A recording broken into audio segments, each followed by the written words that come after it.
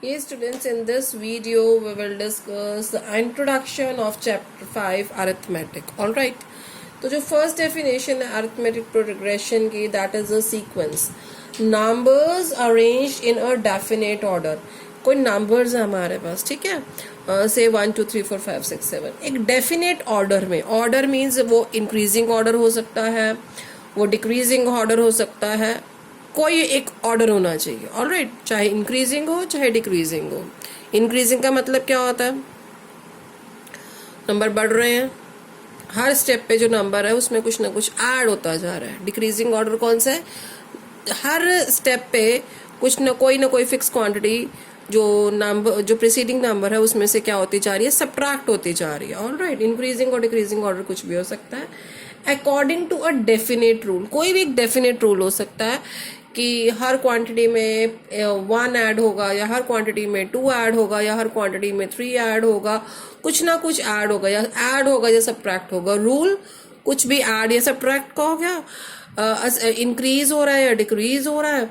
सो इस टाइप का अगर कोई एक ऐसी सीक्वेंस जो इस चीज को, एक ऐसा अरेंजमेंट, एक ऐसे नंबर्स की जो अरेंजमेंट है जो इनको फॉलो करती है, उनको हम क्या बोलते हैं? We call it as a sequence. Alright, for example 1 2 3 4 5 so on, this is a sequence. Alright, ये सीक्वेंस कैसे है? बिकॉज देखो, ये सबसे पहले कौन से ऑर्डर में चल रही है? ये सीक्वेंस आपकी इंक्रीजिंग ऑर्डर में चल रही है. हर क्वांटिटी में 1 ऐड हो रहा है. 1 में अगर 1 ऐड करेंगे तो 2 आएगा, 2 में 1 ऐड करेंगे तो 3 आएगा, 3 में 1 ऐड करेंगे 4, 4 में 1 ऐड 5. नेक्स्ट सीक्वेंस हमने कौन से लिए? 2 4 6 8 10. 2 में 2 ऐड किए तो 4, फिर दोबारा 2 ऐड किए 6, फिर दोबारा 2 ऐड किए 8, दोबारा फिर 2 ऐड किए तो 10 आ गए. So this is called a sequence. Alright, तो नेक्स्ट जो डेफिनेशन है that is R series. Series क्या होती है कि अगर A1 A2 so on AN आपके पास एक सीक्वेंस है, उन सीक्वेंस की सारी टर्म्स को अगर हम ऐड करते हैं, that is called the series. That is called the series. अब वो सीरीज जो है आपकी, वो फाइनाइट हो सकती है. फाइनाइट कैसे? अगर उसमें फाइनाइट नंबर्स ऑफ टर्म्स होती हैं. फाइनाइट वर्ड का मीनिंग है काउंटेबल, जिनको हम काउंट कर सकते हैं. It may be 1 term, it may be 2 terms, it may be 3, it may be 100, it may be 1000, it may be lakh, it may be lakh, but it should be counted. Alright, वो unlimited नहीं होनी चाहिए, उसको वो infinite नहीं होनी चाहिए. अगर वो इनफाइनाइट होगी तो then it will be called as a infinite series. Alright, we had discuss regarding the finite series. एक ऐसी सीरीज जिसमें काउंटेबल नंबर ऑफ टर्म्स होते हैं, तो उसको हमने अभी क्या बोला था? Finite series. Now let's discuss the infinite series. Infinite series में इनफाइनाइट नंबर्स ऑफ टर्म होती हैं जिनको काउंट नहीं किया जा सकता, जिसमें लास्ट टर्म बेटा मेंशन नहीं होती. फॉर एग्जाम्पल, अगर मैं एक एग्जाम्पल लिखूं 1 2 3 so on, लास्ट नंबर में नहीं लिखूंगी ना मैं, तो that series is called the infinite series. Right, the next definition is arithmetic progression, जो हमारा चैप्टर का नेम भी है, एंड शॉर्ट फॉर्म में हम उसको लिखते हैं capital A dot capital B. Alright, a sequence in which each term differ its preceding term by a constant. हर जो नेक्स्ट टर्म आ रही है ना सीक्वेंस में बेटा, वो अपनी प्रीसीडिंग टर्म से एक कांस्टेंट, एक फिक्स्ड क्वांटिटी. कांस्टेंट का मतलब क्या है?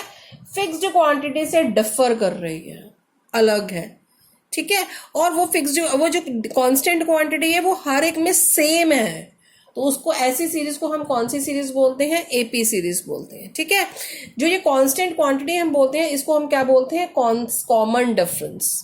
ठीक है, और of an AP, and each of the number in this sequence is a term. हर नंबर इस सीक्वेंस का क्या है? टर्म है. अगर हम एक एग्जांपल ले रहे हैं, so first is 3, second is 7 10 13 and 16. Alright, तो अगर हम चेक करते हैं तो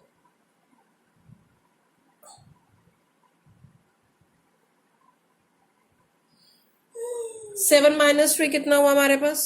sorry, here comes the 4. Alright, 7 minus 4 3, 10 minus 7 3, 13 minus 10 3, 16 minus 13 3. हर एक में जो कॉमन डिफरेंस है वो क्या है, 3 है। तो ये 3 है ना, ये आपका ये वाला कांस्टेंट है, और इस कांस्टेंट को हम क्या बोलते हैं, कॉमन डिफरेंस। ऑलराइट, ये आपका कॉमन डिफरेंस है, और आपकी एक्सरसाइज में इसको हम स्मॉल डी के साथ डिनोट करेंगे। और जो ये 4 है, this is the first term, this is second, this is third, this is fourth and this is fifth, and it can be written as a. First term को हम ए के साथ भी कर देते हैं और A1 भी कह सकते हैं। सेकेंड टर्म है A2, this is your A3, this is your A4 and this is your A5, this is the fifth term, this is the fourth term, this is third term, this is second term and this is the first term. First term को हम small ए के साथ भी कर देते हैं और A1 के साथ भी कर देते हैं। Alright, now the general form of an AP, ठीक है, the general form of AP is an is equals to a plus n minus 1 into d. this is your formula बेटा।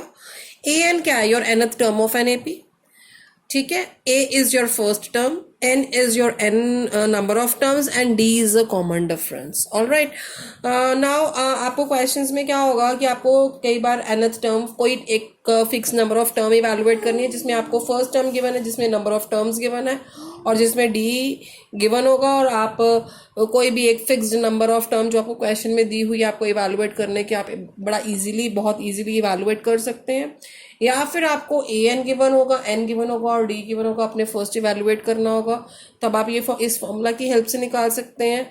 ऑलराइट, एन भी निकाल सकते हैं अगर आपको ए एन, ए और डी गिवन है, और अगर आपको डी गिवन है, डी इवेलुएट करना है, ए एन, ए और एन गिवन है, आप इस फॉर्मूला की हेल्प से निकाल सकते हैं। ऑलराइट, नाउ अगर आपको now the next thing is, अगर आप लोगों को nth टर्म फ्रॉम एंड निकालनी है, what is the formula used is l minus n minus 1 into d, where l जो है वो आपकी लास्ट टर्म है, n is a number of term and d is a common difference. ठीक है, अगर बिगनिंग से अप्लाई करना है then you have to use this formula. अगर फ्रॉम द एंड कोई एक नंबर ऑफ टर्म निकालनी है तो you will use this formula. Alright, now students, अगर आप लोगों को सम ऑफ एन टर्म्स निकालना है, यानी कि सपोज आपकी सीरीज में कुछ टर्म्स आप लोगों को गिवन है, एपी आपको एक ऐसे गिवन है जिसमें finite number of terms given है, और आपने उन सभी टर्म्स को ऐड करके उसका आंसर निकालना है, तो उसके लिए भी हमारे पास formula S N is equals to N upon 2 bracket start 2a plus n minus 1 into d, and where n is your number of term, a is the first term, n is the number of terms and d is the common difference।